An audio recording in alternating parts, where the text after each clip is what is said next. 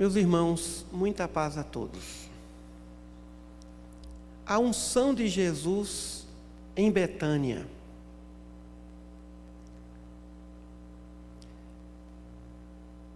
Seis dias, segundo as narrativas do Evangelho, 6 dias antes da Páscoa,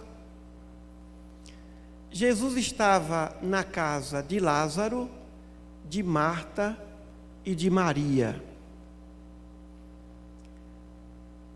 Na casa de Simão, o leproso. Provavelmente alguém que Jesus curou. Provavelmente o pai de Lázaro, de Marta e de Maria.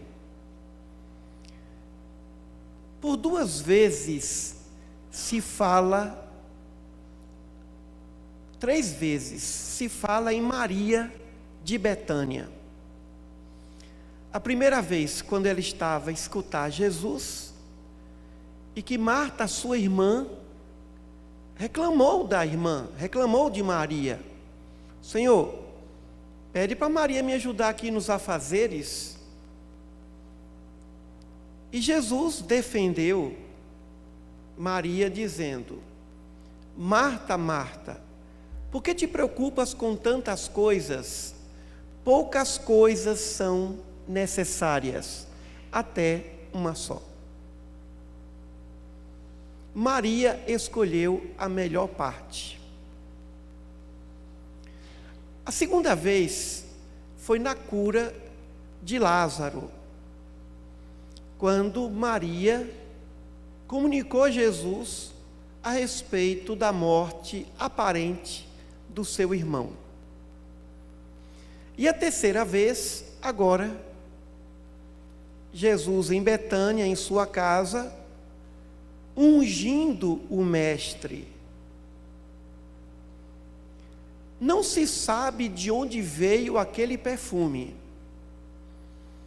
Era um perfume vindo da Índia, de nardo, que custava, segundo os próprios apóstolos, cerca de 300 denários.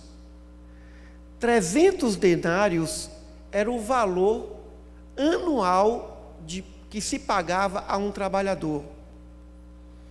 A pessoa, para ganhar 300 denários, tinha que trabalhar o ano inteiro. E era um nardo puro, e que, segundo os evangelhos, inebriou toda a casa. Nimbou a casa. Então, Jesus sabia que ia acontecer isso, e ele autorizou. Então chega Maria, com alabastro, uma espécie de vaso destinado à unção dos reis. Os reis eram ungidos. Davi foi ungido, Saul foi ungido. Então, a unção de um rei. E ela começou a lavar os pés do mestre e a enxugar com seus cabelos, repetindo uma passagem de uma mulher considerada pecadora, tempos anteriores, e que também essa mulher lavava os pés com lágrimas e enxugava os pés de Jesus com seus cabelos. Maria lavou os pés com perfume. Depois os evangelistas dizem que ela quebrou o vaso e despejou todo o perfume sobre a cabeça e, evidentemente, sobre o corpo do mestre. Mas, enquanto isso, os discípulos reclamaram.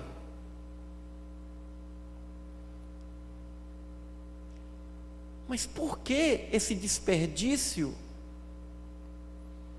Com esse dinheiro, 300 denários, nós poderíamos dar aos pobres. Uma demonstração de ciúme. Meus irmãos, Jesus estava prestes a ser crucificado. Aqueles homens conviveram com o Mestre durante mais de 3 anos. Sabiam o que ia acontecer com Jesus e desrespeitaram Jesus com esse tipo de censura.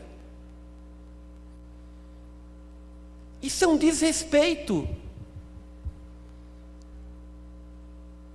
A questão não foi desrespeito à mulher, foi desrespeito ao Mestre. Vejamos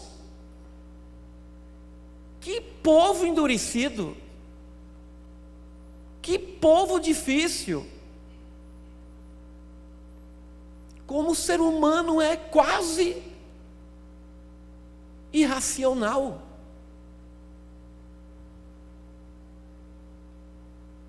E Jesus chegou ao ponto de dizer: não molestar essa mulher.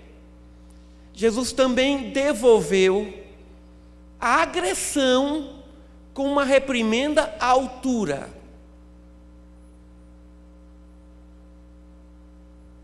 E claro que os evangelistas dizem que Judas não estava preocupado em dar dinheiro aos pobres.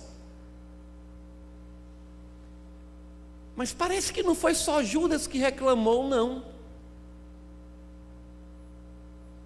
Eles estavam enciumados, porque o que Maria de Betânia fez foi quase igual ao que Maria de Nazaré fez. Porque Maria de Nazaré lhe deu a vida corpórea, e Maria de Betânia preparou o Mestre, o seu corpo, para adentrar no reino dos céus. Uma foi a mãe física, a outra foi a mãe espiritual. Ela não reclamou. Ela não reclamou de Marta quando a censurou, mas Jesus defendeu. Não reclamou dos apóstolos, que ela os conhecia muito bem, mas Jesus a defendeu. E aí, disse assim: eu quero que em todo o evangelho, já dizendo que os evangelhos existiriam, se narre o que essa mulher fez comigo, porque ela está me preparando para o sepultamento, ela está ungindo o meu corpo para a cruz.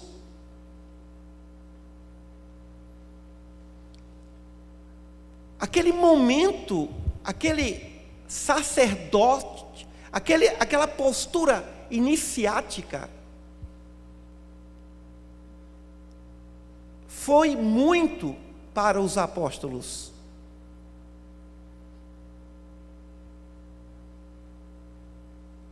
Porque Jesus deixou que aquela mulher se comportasse como uma verdadeira sacerdotisa, como alguém da sua mais alta confiança. Muito maior do que teria por Maria Madalena, muito maior do que teria por qualquer mulher naquele momento da sua vida. Ela foi escolhida por Ele para o momento mais difícil da sua existência. O momento em que Ele seria depois crucificado, julgado, maltratado, flagelado, chicoteado, coroado de espinhos pesados, causadores de tétano. Aquela mulher veio com um gesto simbólico. O gesto mais simbólico que se tem notícia de todo o Evangelho. O gesto mais importante que alguém praticou com Jesus em toda a narrativa evangélica.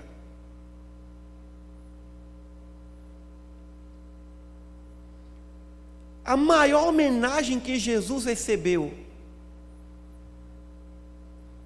daquela mulher, com aquele perfume caro, que provavelmente Lázaro providenciou, mas ela foi escolhida. Então não foi assim, ele estava conversando, ela chegou, não. Ele programou e ela veio.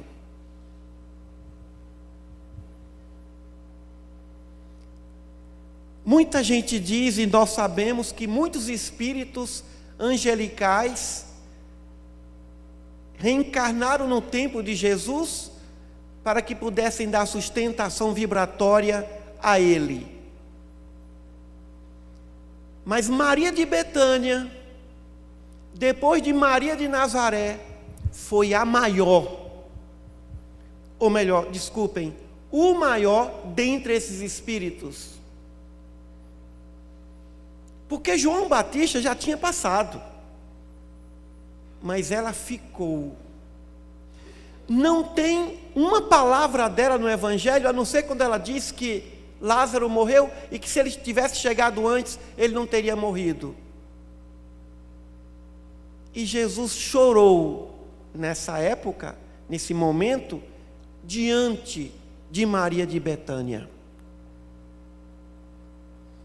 Não se fala em Maria de Betânia.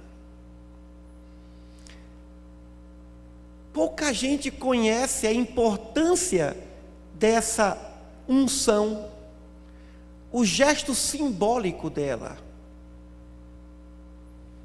a postura extremamente delicada desse ser. Claro que Jesus amava Lázaro, Marta e Maria. Era a casa onde ele frequentava. Costumava ir ao templo em Jerusalém. Algumas vezes ficava no Monte das Oliveiras, outras vezes ficava na casa de Lázaro. Então Maria, uma mulher dócil, meiga, inteligente,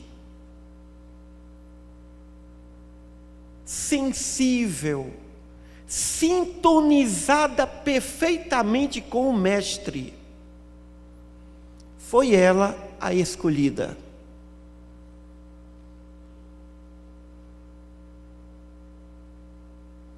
O que significa Maria de Betânia em nossas vidas? Significa um momento de alento. As enfermeiras que trabalham nos hospitais, os agentes de saúde que cuidam dos corpos diante do sacrifício da enfermidade, representam Maria de Betânia. Porque essas pessoas, enfermeiros também, têm o papel de ungir. Quantos auxiliares de enfermagem, técnicos de enfermagem, lavam os corpos enfermos, doentes, dos pacientes. Uma verdadeira unção, um verdadeiro preparo para o sepultamento. Aqueles que cuidam de nós nos dias que antecedem as nossas desencarnações. Maria de Betânia é a sacerdotisa da unção, que com um gesto profundo de amor, perfuma silenciosamente até hoje os corpos que serão sacrificados por meio de um processo doloroso de desencarnação. Enquanto que a pecadora lavou com lágrimas os pés do Mestre, mas não tocou em sua cabeça, Maria de Betânia fez diferente. Ainda lavou e enxugou com seus cabelos. Irmãos, imaginemos a cena. Ela derramando suavemente o perfume de nardo puro sobre a cabeça de Jesus.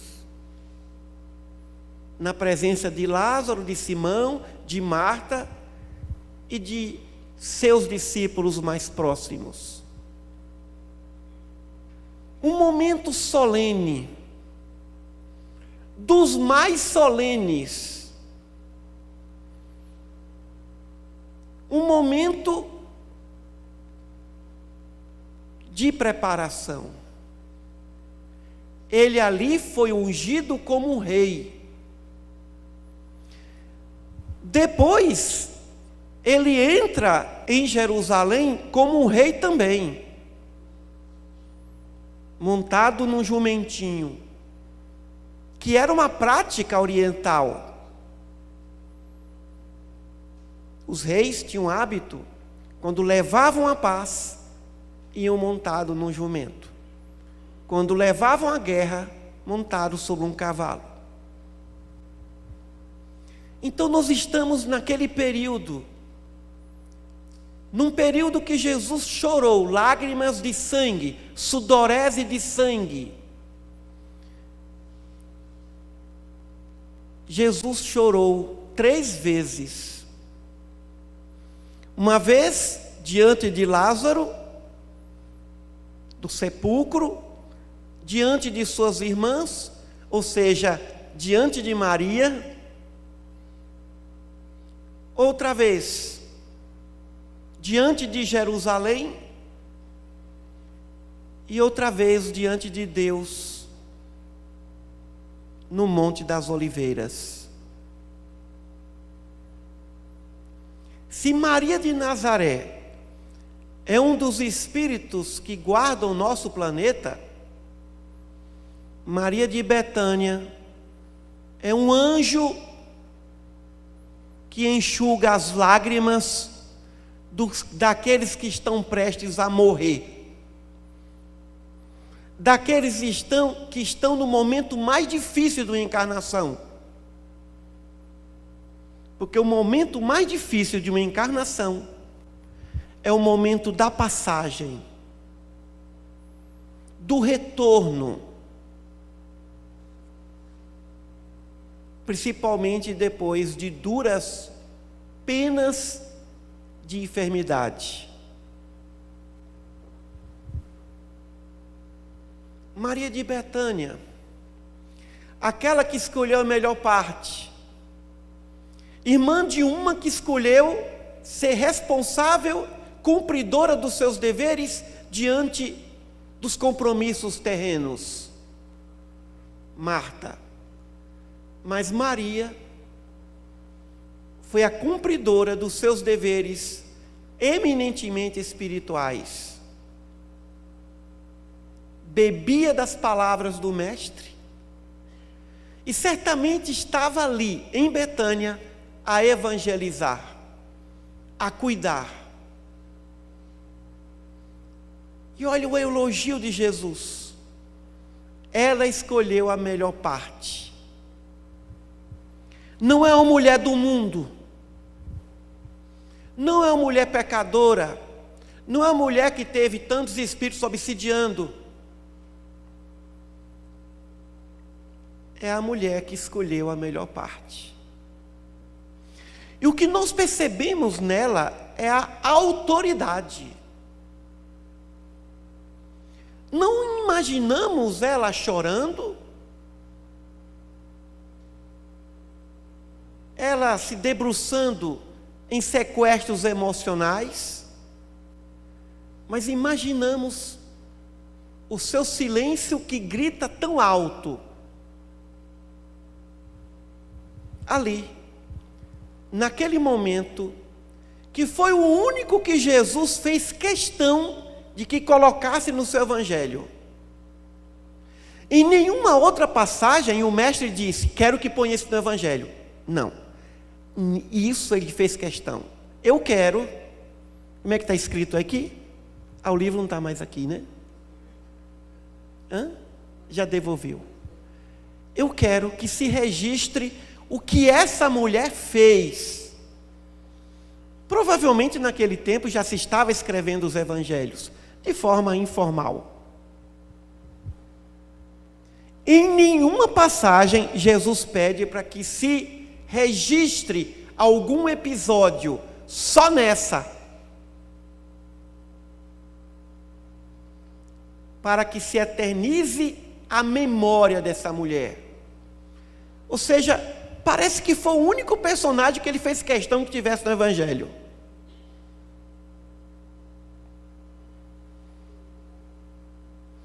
E eu costumo dizer que foi aí que nasceu a ideia de academia de letras. Eternizar a memória de fatos, de pensamentos, de doutrinas.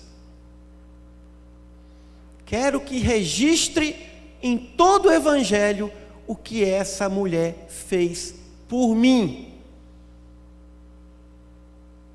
E ninguém falou mais nada. Silêncio geral. Então, olha a pergunta que o mestre fez aos discípulos: por que molestais essa mulher? Ele usou molestar. Por que molestar essa mulher?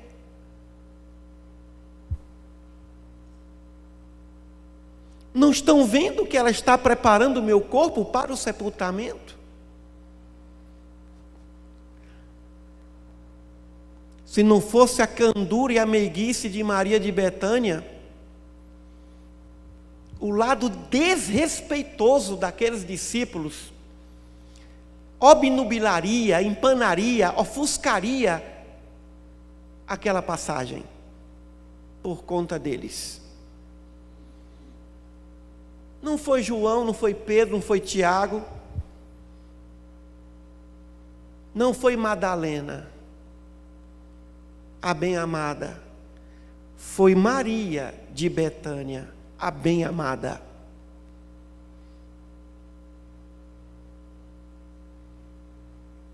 Foi Maria de Betânia, a mais bela mulher, depois de Maria de Nazaré, que se tem notícia dos evangelhos. Então, quando nós vemos alguém chamar Maria Betânia, é por isso, Maria de Betânia, Maria em homenagem àquela mulher de Betânia.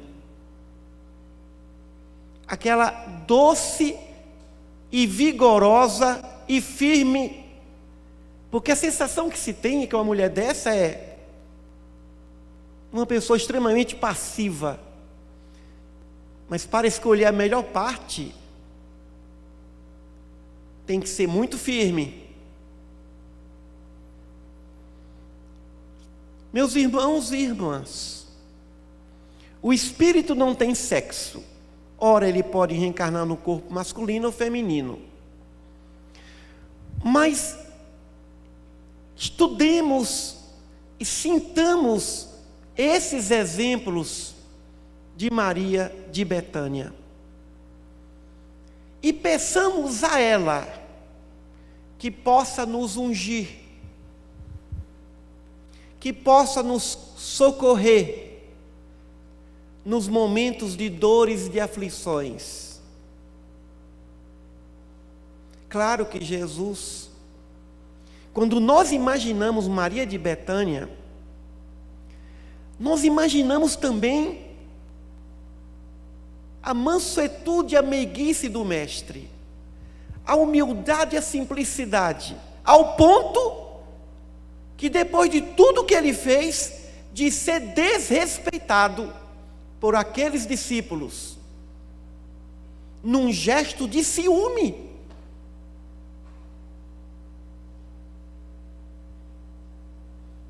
Porque ali não foi contra ela. Por que não dá para os pobres? Então ele não merece, ele diz: os pobres sempre os tereis para continuar fazendo caridade. Mas o momento aqui é outro. O momento aqui é simbólico. Ah, mas o preço é alto. O momento é simbólico. Quando nós viajamos e vamos para um restaurante caro comemorar alguma coisa, a questão não é o preço, é o momento simbólico do valor do momento. Há uma diferença entre preço e valor.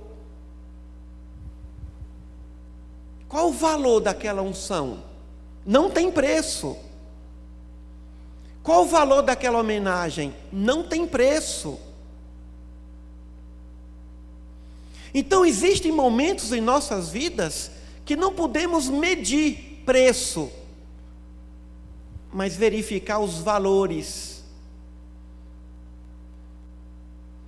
Os valores de cada gesto. Mas Jesus, então, alguém pode questionar, ele aceitou essa simbologia? Como não? Quantas vezes o mestre foi simbólico? Agiu segundo a simbologia. Inclusive, a numerologia científica de Pitágoras.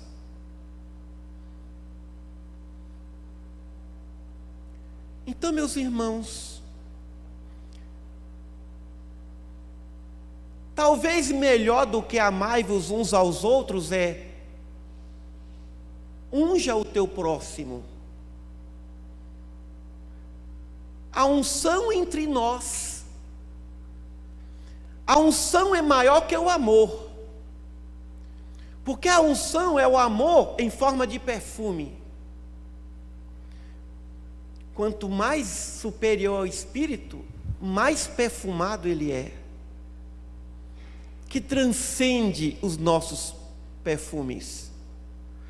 Vamos ungir os nossos irmãos, lavando os seus pés, com o melhor que tivermos, com o mais caro do nosso patrimônio, com o mais caro do nosso perfume. Vamos lavar os pés uns dos outros.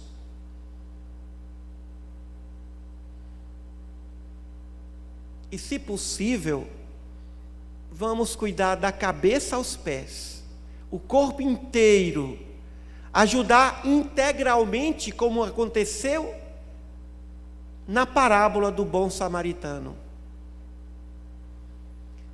Durmamos com Maria de Betânia essa noite. E acordemos amanhã lembrando de Maria de Betânia, pedindo a Deus que ela venha nos ungir, que ela venha lavar os nossos pés e as nossas cabeças de preocupações, de sentimentos de angústias, de sentimentos de mágoas profundas, tirar a revolta, o ódio, o rancor e derramar o perfume do perdão. Peçamos a Maria de Betânia que ela nos derrame seu perfume, o seu perfume espiritual. Mas peçamos a Ele, o grande mestre, que dê essa autorização. E que ela receba de todos nós a nossa gratidão, por ela ter feito isso ao mestre. Por ela se dispor e ainda sofrer humilhação silenciosamente. sendo vítima de agressões verbais, de zombaria. Mas Jesus sempre deu resposta à altura das agressões. E é incrível como por 2 vezes essa mulher foi repreendida pela irmã e agora pelos apóstolos. E por 2 vezes ele a defendeu. Quando fizermos o bem, nós vamos ser censurados também. Mas mantenhamos o silêncio e deixemos que o perfume da caridade inebrie o ambiente por onde passarmos. Não tenhamos medo do perfume, do seu aroma. E quanto maior for o sentimento de caridade e de amor, maior será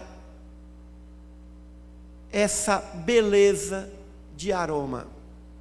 Nardo puro, flor pura, perfume caro e puro, o melhor que existia na época. Era o melhor perfume que existia na época. Provavelmente só perdia dos perfumes do Egito. Então, o momento foi solene. Jesus sai dali mais fortalecido, porque o amor ungiu o próprio amor. O amor de Maria, perfumado, e o amor de Jesus, sintonizado com a fonte de todo o amor. Continuemos a ungir os nossos entes queridos. Não tenhamos medo das censuras. Prossigamos, porque em algum momento das nossas existências, Maria de Betânia vai ungir os nossos pés. Maria de Betânia vai ungir a nossa cabeça. Maria de Betânia vai nos dar esperança, fé, amor, tolerância. E mais uma vez, esse momento estará escrito no Evangelho da Espiritualidade. Muita paz a todos.